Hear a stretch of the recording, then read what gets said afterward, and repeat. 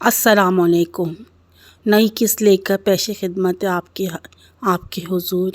آپ جانتے ہیں کہ آگے کیا ہوتا ہے۔ اب اتنی ہمت نہیں تھی کہ ناہید کی طرف رخ کر سکتی۔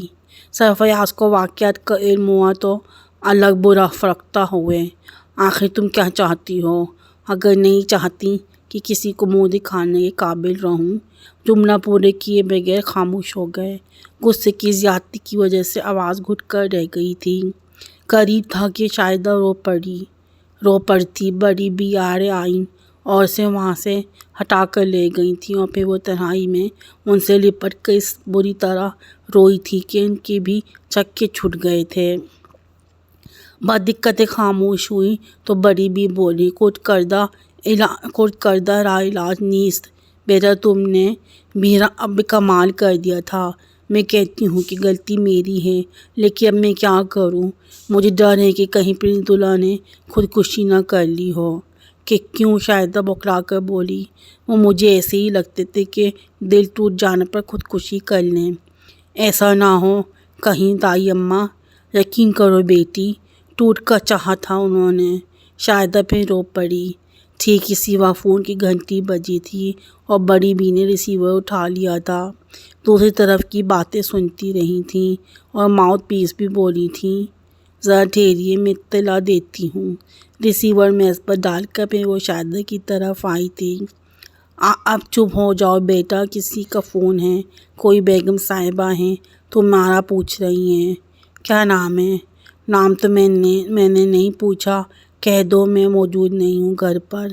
بری بات ہے، میں نے ان سے کہہ دیا ہے کہ تم گھر پر ہی ہو۔ تم نے اچھا نہیں کیا، کم از کم مجھ سے تو پوچھ لیا کرو۔ اب خیال رکھوں گی بیٹا۔ اسی وقت تو دیکھ ہی لو۔ شاہدہ نے توانا ہو کر کال ریسیو کی تھی اور دوسری طرف کی آواز پہچان کے آپس سے باہر ہو گئی تھی۔ یہ ناہید کی آواز تھی۔ خبردار جو آئندہ مجھ سے ملنے کی کوشش کی۔ وہ ماؤتھ پر چیخ رہی تھی۔ میں صرف یہ پوچھنا چاہتی ہوں کہ ناہید کی آواز آئی۔ بے چارہ زندہ بھی ہے یا تم لوگوں نے اسے زہر کا انجیکشن دلوا دیا؟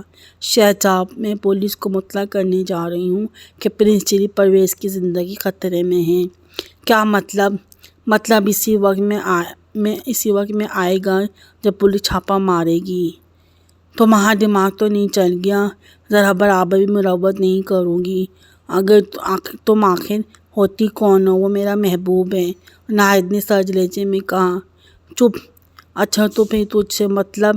جو میرا دل چاہا، میرا شوہر تھا تو واقعی یہ درست ہے۔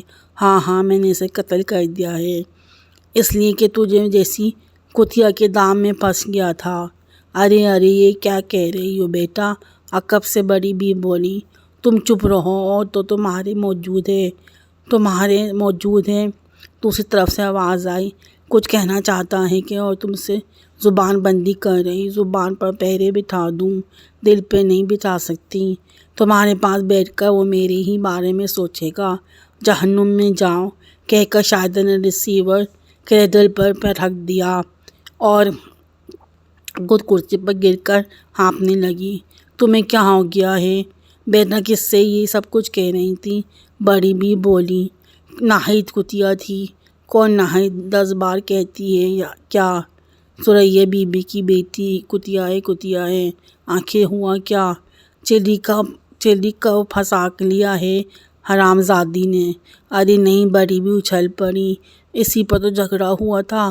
میں چلی کو اس کے گھر سے اٹھا لائی تھی۔ بڑی بی گویا حیرت کے پہاڑ ٹوٹ پڑے تھے۔ پھر کیا کرتی؟ دونوں کو رنگلیاں منانے دیتی۔ اگر یہ بات ہے تو اب پرنس دولہا شاید ہی تمہیں اپنی شکل دکھائے۔ میں کہیں ایسا بھی نہیں سمجھتی تھی۔ ارے وہ کتیا تم اسے نہیں جانتی، چلی کا قصور نہیں، خود اسی نے ڈورے ڈالے تھے۔ لیکن دولہا کو کیا ہوا تھا؟ مرد پھر مرد ہوتا ہے۔ آج بڑی سمجھداری کی باتیں کر رہی ہو بیٹا۔ ارے تو کیا میں اس کی دشمن ہوں؟ بس ذرا یہ بات تھی کہ مجھے اس کا بصورنا اور بار بار پر تھوتنی پھلا لینا اچھا لگتا تھا، اس لیے چھیڑتی رہتی تھی۔ بڑی بی کی آنکھیں پٹی کی پٹی رہ گئیں کہ ان کے باپ کے خط میں بھی تمہیں غصہ نہیں آیا تھا؟ انہوں نے پوچھا۔ ڈیڈی کی یہاں دیکھ کر آیا تھا غصہ، پھر سوچا سیدھی سادے دیہاتی آدمی ہوں گے، جو جی میں آیا لکھ دیا۔ یہ لوگ ہم شیروں کی طرح منافق تو نہیں ہوتے؟ ارے ارے بیٹا چشمے بددور، تم تو بالکل ہی بدل گئی ہو۔ اگر وہ نہ آیا تو میں مر جاؤں گی، خدا اس ناہید کی بچی کو غارت کرے۔ بڑی بھی بڑے غور سے دیکھی جا رہی تھی۔ اس طرح کیا دیکھی جا رہی ہو؟ دفتن چائدہ بنا کر بولی۔ سوچ رہی ہوں تمہاری نظر اتار دوں، صدقہ دوں۔ ارے تو کیا اب تک مجھے پاگل سمجھتی رہی ہو؟ پاگل ہوں، تمہارے دشمن میں تو صرف مزاج کی بات کر رہی تھی۔ بیٹا اللہ تمہارا مزاج ہمیشہ ایسا ہی رکھے جیسے اس وقت ہے۔ پرنس دولہا ہوتے تو خوشی کے مارے ناچنے لگتے۔ اچھا تو کیا وہ تم سے میری باتیں کرتا تھا؟ تمہارے علاوہ اور کسی کی بات ہی نہیں کرتے تھے؟ کیا باتیں کرتا تھا یہ تو یاد نہیں، لیکن باتیں تمہارے ہی ہوتی تھیں۔ ارے میں کیا کروں؟ بڑی بھی کچھ نہ بولی، لیکن آنکھوں سے مترشک ہوتا تھا جیسے دل ہی دل میں بے حد محسوس ہو رہی ہو۔ چلی کی سمجھ میں نہیں آ رہا تھا کہ یہ سب کیا ہو رہا ہے۔ سونیا سچ مچ اسے چھوڑ کر چلی گئی تھی اور وہ کمرے میں تنہا تھا۔ 8 بجے کے قریب اس نے کھانا کمرے میں ہی طلب کیا تھا اور ابھی کھانے سے فارغ بھی نہیں ہوا تھا کہ کسی نے دروازے پر دستک دی۔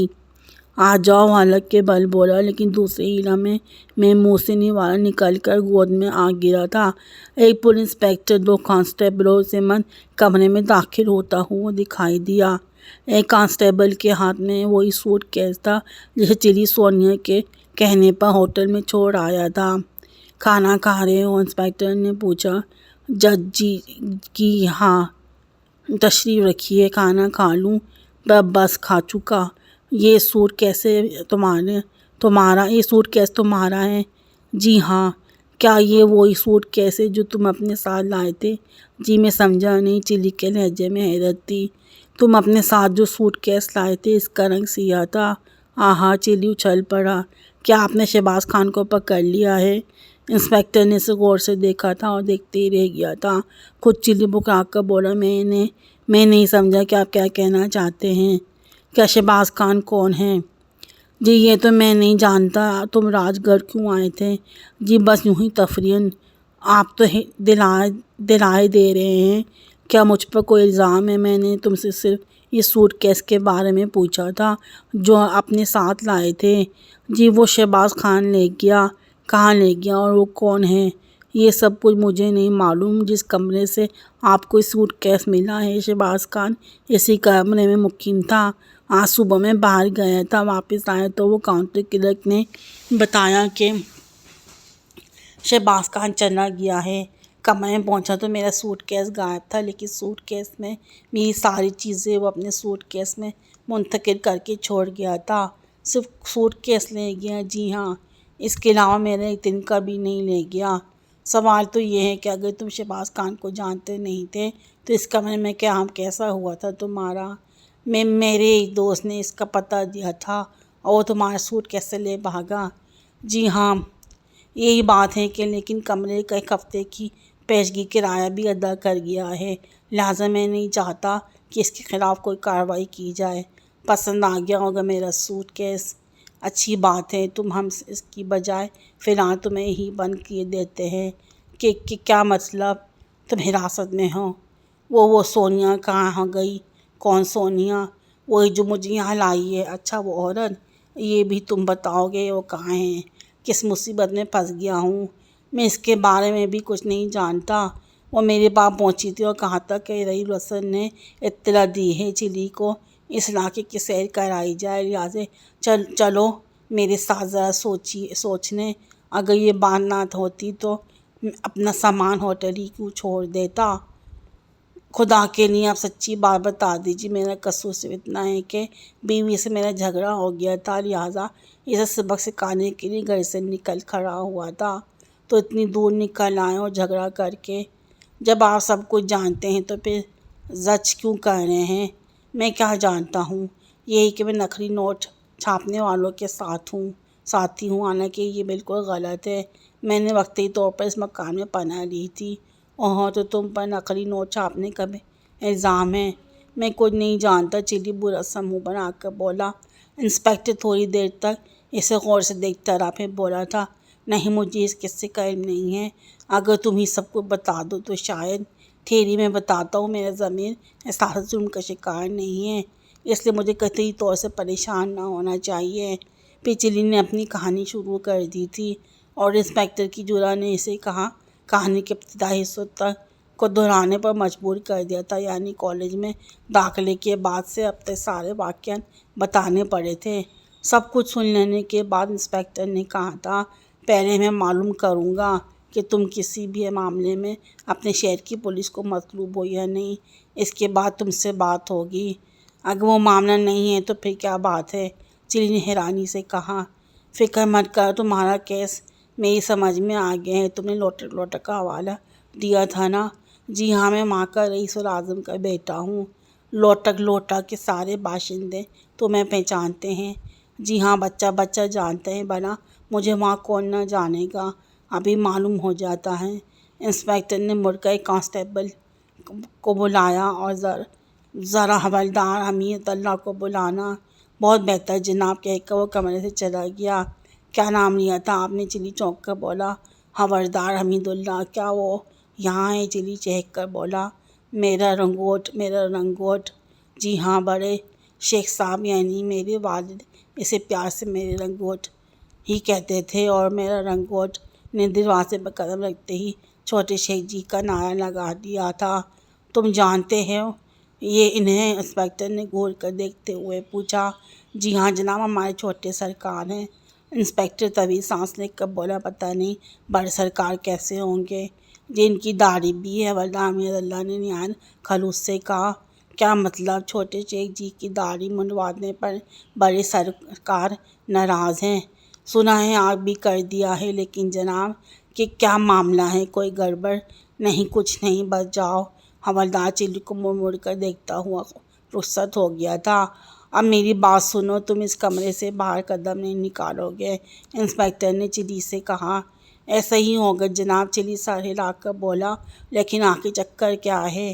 بعد میں بتا دیا جائے گا۔ اگر وہ عورت، کیا نام بتایا تھا؟ سونیا، اگر وہ میری عدم موجودگی میں آ جائے تو کسی طرح سے باتوں میں الجھا کر روک لینا۔ ارے پکڑ کر بند کر لوں گا، یہی اگر آپ حکم کریں۔ جس طرح بھی ہو روک لینا۔ اگر اس نے شور مچا دیا تو ایک کانسٹیبل کمرے کی نگرانی کے لیے چھوڑے جا رہا ہوں، تم پھر اسی سے کہہ دیجیے گا اسے واپس نہ جانے دے۔ نہیں، تم ہی روکنا، شور مچائے تو پرواہ نہ کرنا۔ جی بہت اچھا۔ انسپکٹر کمرے سے نکل گیا۔ چلی نے اٹھ کر احتیاط سے دروازے کا بولر چڑھایا تھا اور بیٹھ کر ہانپنے لگا تھا، لیکن پھر اچھل پڑا۔ کمرے کے اندر ہی کوئی آواز تھی۔ چونک کر مڑا، باتھ روم کا دروازہ آہستہ آہستہ کھل رہا تھا۔ ارے باپ رے! چلی بھڑکا کر بولا۔ باتھ روم سے سونیا برآمد ہوئی تھی۔ پکڑ کر بند کر لو، میں شور نہیں مچاؤں گی، اس نے اوپری ہونٹ بھینچ کر زہریلے لہجے میں کہا۔ تم یہاں کہاں؟ سازش ہو رہی تھی میرے خلاف۔ میں کیا کروں، میں کیا جانوں یہ سب کیا ہو رہا ہے؟ جیل جاؤ گے؟ نہیں، میرا کوئی قصور نہیں، اس کے باوجود بھی جیل جاؤ گے؟ ارے تم جاؤ، بھاگو یہاں سے، وہ آ رہا ہوگا، آنے دو۔ اب تم ایک اور بھی الزام لگ آئے گا تم پر کہ مجھے بہکا کر میرے گھر سے نکال کر لائے ہو۔ ارے غضب خدا کر چلی اپنے منہ پیٹنے لگا۔ اب مجھے مجبور کر رہے ہو، میں یہاں ہوٹل میں کمائی کروں، مر جاؤں گا۔ چلی کا رہا، میری طرف سے جہنم میں بھی جاؤ۔ تم مجھے وہاں سے کیوں لائی تھی؟ تمہاری بھلائی کے لیے، لیکن تم تو بالکل ہی ڈفر نکلے۔ ثابت کر سکتا تھا کہ تم کوئی سوٹ کیس لے کر گھر سے چلے تھے۔ آخر شہباز خان کا ذکر کرنے کی کیا ضرورت تھی؟ پتہ نہیں کس مصیبت میں پھنسا دیا اس چچا کے بچے نے۔ اب بھی کچھ نہیں بگڑا، اگر میرے اس مشورے پر عمل کرو۔ بتاؤ کیا کروں؟ انسپکٹر کو قطعی نہ بتانا میں باتھ روم میں موجود ہوں۔ نہیں، میں بتاؤں گا، لیکن اس کے بعد کیا ہوگا؟ جو کچھ ہو چکا ہے جو کچھ ہو چکا ہے تمہاری حماقت سے اس میں کوئی تبدیلی نہیں ہو سکتی۔ اب تو اس جگہ معاملے کو سنبھالنا ہے۔ سنبھالو، خدا کے لیے ضرور سنبھالو۔ چلی گڑگڑایا۔ थोड़ी देर बाद दरवाजे पर दस्तक हुई थी और सोनिया बाथरूम में चली गई थी। चिली ने उठकर दरवाज़ा खोला। पुलिस इंस्पेक्टर के सामने नजर आया। इसके चेहरे पर कुछ ऐसे तासुरात थे जो चिली का मजाइका उड़ाना चाहता हो। अंदर तशरीफ लाइए जनाब, चिली बुखला कर बोला। जी हाँ आ रहा हूँ। लहजे भी तंजिया था।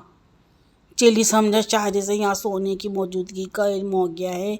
तुमने हमें गलत रास्ते पर डालने की कोशिश की है। इंस्पेक्टर इस गौर से देखता हुआ बोला। मैं नहीं जा समझा जनाब।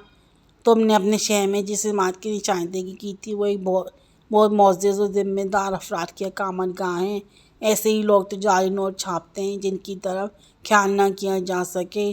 चिली जल्दी से बोला। लिहाजा अब मैं तुम्हें इस इल्ज़ाम के तहत ज़ेर हिरासत लेता हूँ कि तुमने हुकूमत के एक ज़िम्मेदार पर नकली नोट छापने का इल्ज़ाम लगाया है। अरे बाप रे, लेकिन वो कौन है, किसका मकान है? वज़ारत दाखिला के सेक्रेटरी वहाँ रहते हैं। इन दिनों छुट्टी पर हैं और गर्मियाँ गुजारने के लिए इन इतराफ़ में कई मुकीम हैं। मैं कुछ नहीं जानता। मुझसे जो कुछ रईसुल असद ने कहा था इसी के मुताबिक मैंने बयान दिया था। कुछ भी अब नहीं हो सकता। आपके हथकड़ियाँ लगेंगी और आप इसी तरह यहाँ से अपने शहर जाएंगे। छोटे शेख जी, अच्छा हथकड़ियाँ मत लगवाएं, मैं यूँ ही चला जाऊँगा। नामुमकिन, हथकड़ियाँ ज़रूर लगेंगी। पहले आपको कोकेन की नकल और हरकत का शुबा था, लेकिन अब आप ही ने खुद ही अपने दूसरे जुर्म से भी पर्दा उठा दिया है। सरकारी अफसरान के खिलाफ नफरत फैलाना। जनाब इंस्पेक्टर साहब, मैं बिल्कुल बेकसूर हूँ। मैंने आज तक इस सरकारी ऑफिसर की शक्ल तक नहीं देखी। कुछ भी हो, अब तो वहीं अदालत में अपनी सफाई पेश कीजिएगा। और फिर मैं क्या करूँ? मुझे अपने आप ही के शहर की पुलिस की तरफ से हिदायत मिली है कि कोकेन बराबर न हो सकने के बावजूद भी आपको गिरफ्तार कर लिया जाए। ये तो बहुत बुरा हुआ। बुरे से भी बदतर कहे शेख साहब। क्या आप अपने शहर की किसी मोअज़्ज़ज़ आदमी से वाकिफ़ हैं? मेरा मतलब है कि वो भी आपको जानता हो। अरे मैं शहर की मोअज़्ज़ज़ आदमी का दामाद हूँ। क्या आपको कोई नई हवाई छोड़ेंगे शेख साहब? खुद इसी बड़े आदमी से मालूम कर सकते हैं आप। मैं फ़ोन नंबर बता देता हूँ। रहने दीजिए, मैं कह रहा हूँ, तस्दीक कर लीजिए ना। फरमाइए कौन साहब हैं?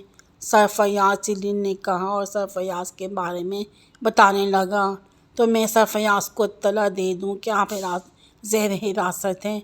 हरगिज़ नहीं। आप सिर्फ ये मालूम कर सकते हैं कि मैं इनका दामाद हूँ या नहीं। इससे क्या फ़ायदा होगा?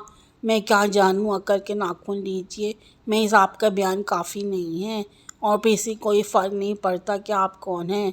आपने एक सरकारी ऑफिसर के बारे में गलतफहमी फैलाने की कोशिशें की हैं। आप गिरफ़्तार किए जाएंगे। अगर सफ़याज़ को इसका इल्म हो गया तो आपको ज़मानत पर रिहा कराने का इंतज़ाम पहले से रखेंगे और आपको ज़्यादा दिनों तक हवालात में नहीं रहना पड़ेगा। खुदावन किसी मुसीबत में फंस गया हूँ। बस चुपचाप बैठे रहें, इंस्पेक्टर ने कहा। यहाँ से भागने की कोशिश न कीजिएगा वरना जुर्म और संगीन हो जाएगा। मैं ज़रा हथकड़ियाँ लेता हूँ। वो चला गया और चिली ने फिर द्वार बंद करके बोलट कर दिया। फिर वो बुना कर बाथरूम की तरफ झपटा। दरवाज़ा कोशिश रह गया। सोने का कहीं पता ना था और फिर खासी देर के बाद खिड़की नज़र आई थी जिसकी तरफ से इसने पहले तवज्जो ही नहीं दी थी। खिड़की खुली हुई थी। आगे बढ़कर देखा तो दूसरी तरफ वीराना था और यहाँ आसानी से फरार हो गई। सफ़याज़ की कोठी में कोहराम मच गया था। शायद दाढ़ें मार कर रो रही थी, लेकिन सफ़याज़ पर दिल का दौरा नहीं पड़ा था। अलबत्ता वो आपे से बाहर हो रहे थे। बड़ी भी शाहिदा को वहाँ से हटा ले गई थी। सफ़याज़ का गुस्सा अपनी इंतहाई मंजिल तय कर रहा था। ठीक इसी वक्त फ़ोन की घंटी बजी थी और वो फ़ोन इस तरह गूंजने लगे थे जैसे अभी किसी मुलाजिम को हुक्म देके कि फ़ोन उठाकर बाहर फेंक आए, लेकिन फिर बहुत बुरा सा मुँह बनाकर रिसीवर उठाया था। दूसरी तरफ से आवाज़ आई। सफ़याज़, हाँ कौन है? क्या बात है? आपका दामाद हल्के के थाने के हवालात में आपका मुंतज़िर है। तुम कौन हो? क्या मेरी आवाज़ भी नहीं पहचान सकते? हालांकि ख्वाब में भी यही नज़र आता होगा। ओह तुम हो? जी हाँ, आपका देरीना खादिम रईसुल मारूफ बेचच्चा। लेकिन अगर आपने मेरी बुरी बात सुने बगैर रिसीवर रख दिया तो बड़े खसारे में रहेंगे। بکو کیا بک رہے ہو؟ آپ کے بھتیجے ڈی ایس پی نے مجھے پھانسنے کی کوشش کی تھی لیکن پھنس گیا آپ کا داماد۔ اب یہ بھی دیکھیے کہ اس ڈی ایس پی کا کیا حشر کرتا ہوں۔ پتہ نہیں تم کیا کہہ رہے ہو، انجان بننے کی کوشش نہ کیجیے گا۔ اس نے یہ حرکت آپ ہی کے اشارے پر کی تھی۔ آپ نے اسے یقین دلایا تھا کہ میں منشیات کے غیر قانونی کاروبار کرتا ہوں۔ آپ مجھے کیا سمجھتے ہیں سرفراز؟ یہ بیچارہ ڈی ایس پی محض آپ کی وجہ سے مارا گیا۔ 2 ہی ماہ میں اسے اے ایس پی سے ڈی ایس پی ہو گیا تھا، لیکن اب اسے ایسی جگہ پھینکواؤں گا کہ 2 ہی ماہ میں رو رو کر خدا سے دعا مانگے گا۔ اسے معمولی کانسٹیبل کی حیثیت سے کسی فوڈ مارکیٹ کے پاس تعینات کرا دیں۔ سرفراز نے بنا کر ریسیور کے دل پر پٹک دیا اور وہ بھی دھاڑتے ہوئے وہاں پہنچے تھے جہاں شاہدہ بیٹھی اپنے سینے پر 2 ہتھڑ چلا رہی تھی۔ میں اس کی ضمانت کے لیے ہرگز نہیں جاؤں گا، انہوں نے گرج کر کہا۔ آپ سے کون کہہ رہا ہے؟ وہ بھی انہی کے سے انداز میں چیخی تھی اور ششدر رہ گئے تھے۔ میں خود ضمانت دے سکتی ہوں، صاحب جائیداد ہوں، لیکن اب وہ اس کوٹھی پر قدم نہیں رکھ سکے گا۔ سرفراز نے سنبھالا لا کے بولے، نہیں آئے گا یہاں اور میں بھی جا رہی ہوں، اسے سمجھاؤ۔ سرفراز نے بڑی بی کی طرف دیکھ کر کہا، جی بہت اچھا۔ وہ گڑبڑا گئیں۔ اب مجھے کوئی نہیں سمجھا سکے گا، میں یہاں نہیں رہوں گی۔ آپ ہی کی وجہ سے میرا اس سے جھگڑا ہوا تھا، محض میری ڈر سے وہ بھاگا پھر رہا تھا، پتہ نہیں کس نے کس چکر میں پھنسا دیا تھا۔ میں جانتا ہوں کس نے پھنسایا ہے، مجھے بتائیے، میں اس کے گریبان میں ہاتھ ڈال دوں گی۔ بیوقوفی کی باتیں مت کرو، مجھے نام بتا دیجیے، وہ ضیانی انداز میں چیخی۔ رئیس الحسن سرفراز آنکھیں نکال کے بولے، سوال ہی نہیں پیدا ہوتا، اسی نے تو ہماری شادی کرائی تھی۔ میں جانتا ہوں مجھے ذلیل کرنے پر تلا ہوا ہے، اگر یہ بات ہے تو میں اسے دیکھ لوں گی۔ بیٹھو چین سے، گھر میں دیکھا جائے گا۔ یعنی میں سواد میں پڑا رہنے دوں، ضروری ہے اسے عقل آ جائے؟ ہرگز نہیں، وہ جیسا ہے ویسے ہی رہنا چاہیے۔ جہنم میں جاؤ، میں کچھ نہیں جانتا۔ سرفراز پیر پٹکتے ہوئے وہاں سے گئے۔ شاہدہ نے جلدی لباس تبدیل کیا تھا، گراج سے گاڑی نکلوائی تھی اور اسے تھانے کی طرف چل پڑی تھی جہاں چلی کو رکھا گیا تھا۔ عجیب اتفاق کہ رئیس الحسن بھی وہیں متبہر ہو گئی، انچارج سے ہنس کے باتیں کر رہا تھا۔ شاہدہ کو دیکھ کر ایک دم سیریس ہو گیا۔ میں چلی پرویز کی ضمانت دینے آئی ہوں، اس نے انچارج سے کہا، اور تشریف رکھیے محترمہ، آپ کی تعریف میرے شوہر ہیں۔ کسی بک نے ان سے کسی قسم کا انتقام لیا ہے، لیکن ضمانت تو عدالت سے ہوگی محترمہ۔ اچھا، میں اس سے ملنا چاہتی ہوں۔ ہاں یہ ممکن ہے، میرے ساتھ تشریف لائیے، وہ اٹھتے ہوئے بولا۔ آپ بھی زحمت فرمائیں، شاہدہ نے رئیس الحسن سے زہریلے لہجے میں کہا تھا۔ وہ سر ہلا کر مسکراتا ہوا اٹھ گیا۔ حوالات کٹہرے کے قریب پہنچ کر چلی نے انچارج کو آنکھ مار کر چلے جانے کا اشارہ کیا تھا۔ وہ انہیں وہیں چھوڑ کر آگے بڑھ گیا۔ چلی کٹہرے کی سلاخیں تھامے کھڑا ممنون آنکھوں سے شاہدہ کی طرف دیکھ رہا تھا۔ اس طرح مت دیکھو خدا کے لیے، ورنہ میں رو پڑوں گی۔ اصلی بات کوئی نہیں بتاتا، بس جھوٹے الزامات لگائے جا رہے ہیں مجھ پہ۔ چلی دردناک لہجے میں بولا، کون سی اصلی بات؟ دل شکستہ ہو کر راج گڑھ چلا گیا تھا، وہاں زندگی خاتمہ ہی کر دینے کی سوچی اور ٹرین کی پٹری پر لیٹا رہا۔ پھر ایک چراغے کو کہتے ہوئے سنا کہ آج ٹرین 12 گھنٹے لیٹ ہے۔ سخت غصہ آیا، سوچا زہر خریدوں گا اور ہوٹل کمرے میں جان دے دوں گا۔ پٹری سے اٹھ کر چلا آیا، زہر خریدا۔ کون سا زہر؟ افیون۔ اچھا تو پھر یہاں بھی فراڈ ہو گیا۔ گھول کر پانی پی جانے کے بعد معلوم ہوا کہ افیون نہیں، کتابت کی روشنائی کی گولی تھی۔ اللہ کا شکر، اس فراڈ نے تمہاری جان بچا لی، لیکن پکڑے کیسے گئے؟ میں نہیں جانتا، بس پکڑ لائے۔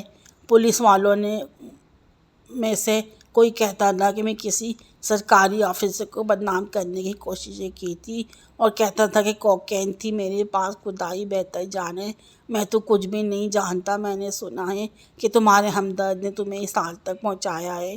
چچا نے چلی کے لہجے میں حیرت تھی، وہ اپنا منہ پیٹتا ہوں بولا، شیطان کے کان، بہنیں تم کیسی باتیں کر رہی ہو، یہ تو میرے محسن آگے نہ ہوتے تو واقعی پھنس جاتا۔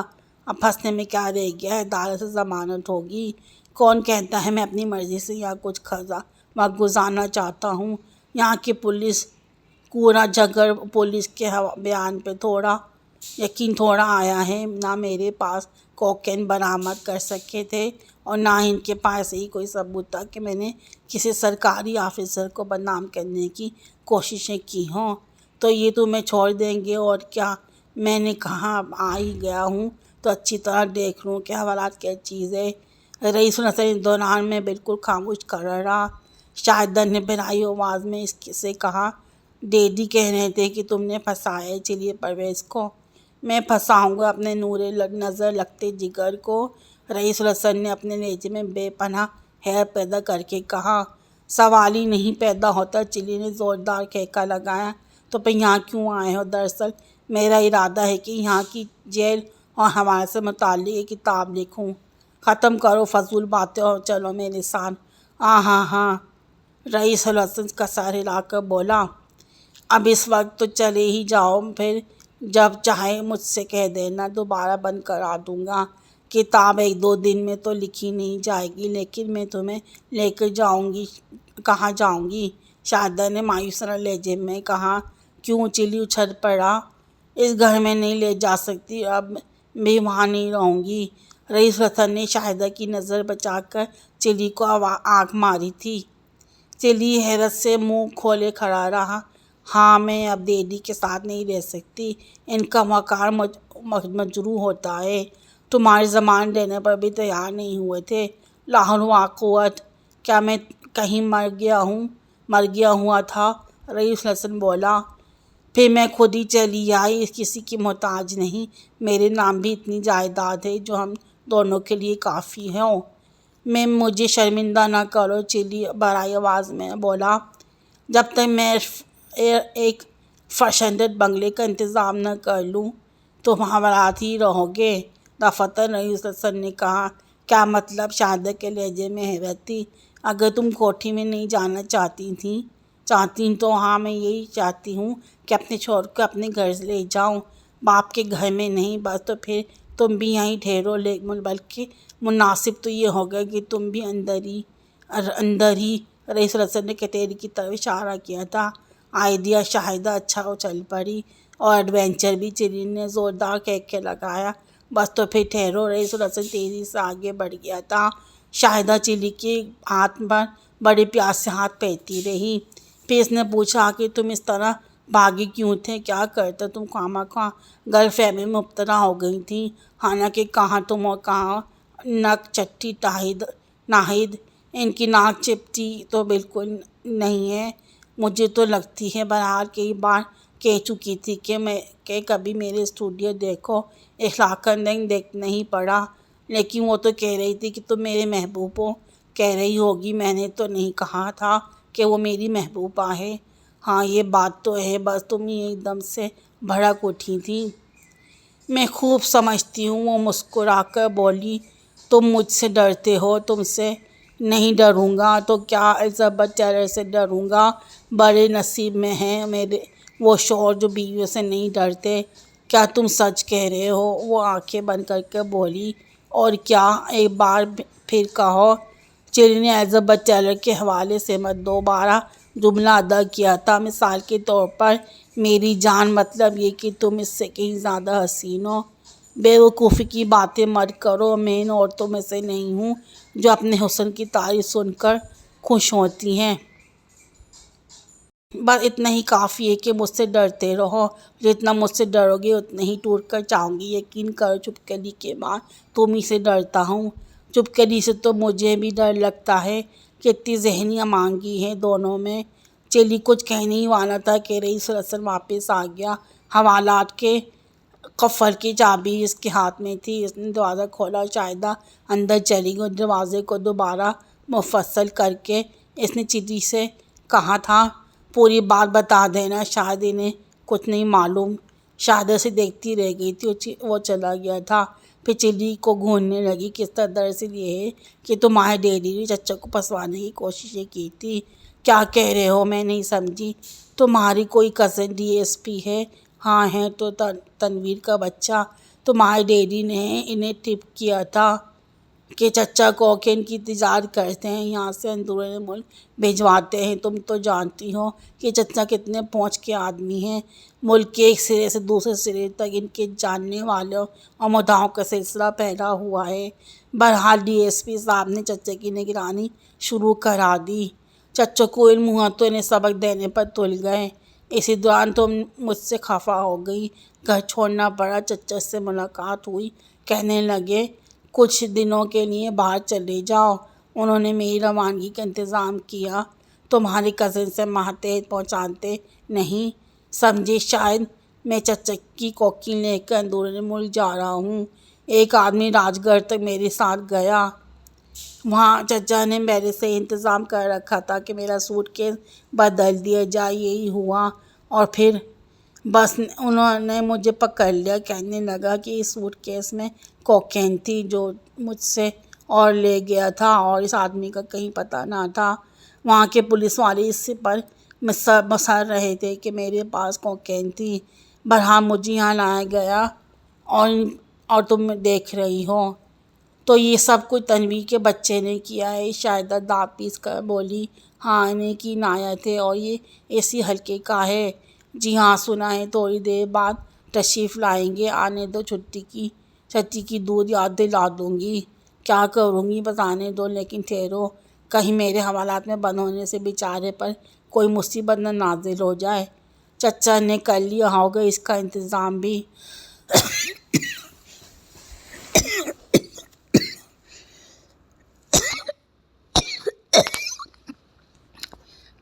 زیادہ دیر نہیں گزری تھی کہ کئی قدموں کی آوازیں سنائی دیں، اور پھر وہ لوگ سامنے آ گئے۔ ڈی ایس پی تنہا نہیں تھا، سرفراز بھی ساتھ تھے، اور اسٹیشن انچارج ان کے پیچھے تھا۔ شاہدہ پر نظر پڑتے ہی سرفراز اچانک رک گئے۔ ڈی ایس پی نے محترمانہ انداز میں پلکیں چھپکائی ہوئی تھیں، پھر وہ انچارج کی طرف مڑ کر دہرا۔ یہ سب کیا ہے؟ یہ خاتون یہاں کیوں؟ جناب عالی، میں کیا کرتا؟ یہ خاتون یہاں آئیں اور بتایا کہ ملزم ان کا شوہر ہے، دونوں مل کر کوکین کی غیر قانونی تجارت کرتے ہیں، لہٰذا انہیں بھی حراست میں لے لیا جائے۔ یہ تم نے کیا کیا شاہدہ؟ سرفراز بڑھائی ہوئی آواز میں بولی۔ وہی جو آپ لوگوں نے چاہا، شاہدہ نے سرد لہجے میں کہا۔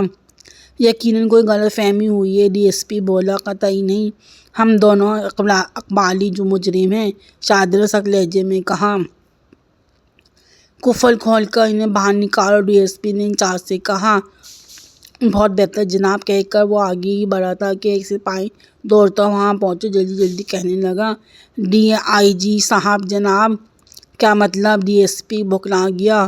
ادھر ہی آ رہے ہیں جناب، دفتر میں نہیں رکیں گے، وہ ہانپتا ہوا بولا۔ ڈی ایس پی اور انچارج کا یہ عالم تھا کہ جیسے وہیں ناچنا شروع کر دیں گے، اور پھر ڈی آئی جی دکھائی دیا تھا۔ تنہا نہیں تھا، اس کے ساتھ رئیس الاسطن بھی تھا۔ اس کٹہرے کی طرف ہاتھ اٹھا کر اونچی آواز میں کہا، یہ ہے میرا دوست اور اس کی بیوی، جنہیں خواہ کوکین کی غیر قانونی تجارت کے الزام میں پھانس لیا گیا ہے۔ کیا کوکین برآمد ہوئی ہے اس کے پاس سے؟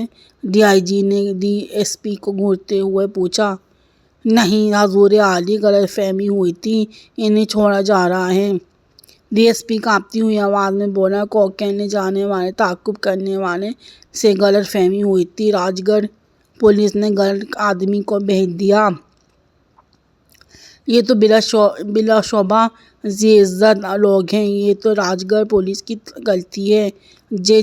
جناب عالی، چلو رہا کراؤ انہیں، چھوڑے ہی جا رہے تھے کہ جناب ایسی غلط فہمیاں نہ دیکھیں نہ سنیں۔ اور سرفراز دفعتاً ڈی آئی جی بولا، آپ یہاں کہاں؟ سرفراز سر جھکائے کھڑے تھے، آہستہ سے بولے، میری بیٹی اور داماد ہیں جناب، اور مجھے بے شرمندگی ہے سرفراز، کبھی کبھی غلط فہمی کی بنا پر ایسا بھی ہو جاتا ہے۔ مجھے امید ہے کہ آپ اس معاملے کو آگے نہ بڑھائیں گے۔ سوال ہی نہیں پیدا ہوتا۔ سرفراز کی آواز پسنے لگی تھی۔ چلو اور شاہدہ نئے مکان میں منتقل ہو گئے تھے۔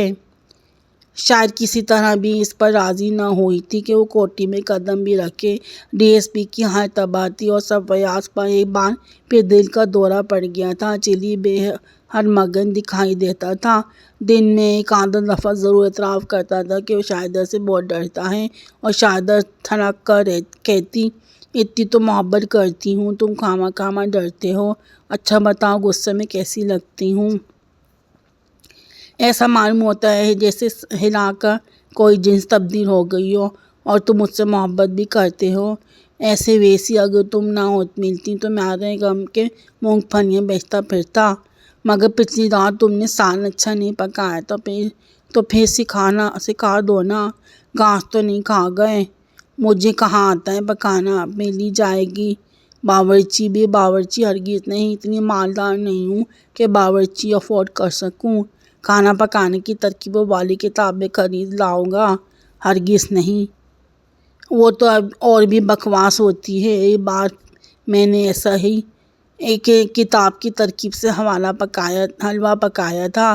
جانتے ہو کیا ہوا؟ چلی نے سر کو نفی میں جنبش دی۔ اس کے لفافے چپکائے گئے تھے، کاغذ کی تھیلیاں بنائی گئی تھیں۔ چلی نے ٹھنڈی سانس لے کر آسمان کی طرف دیکھا تھا۔ بس یہ سوچ کر گانے لگی، سجنی سے کروں گا بہانہ کیا۔ ختم شد۔ آپ کو یہ کہانی کیسی لگی مجھے کمنٹس میں کر کے ضرور بتائیے گا، اور امید ہے کہ آپ کو یہ بہت انجوائے کیا ہوگا۔ یہ اس کی آخری قسط تھی۔ خدا حافظ۔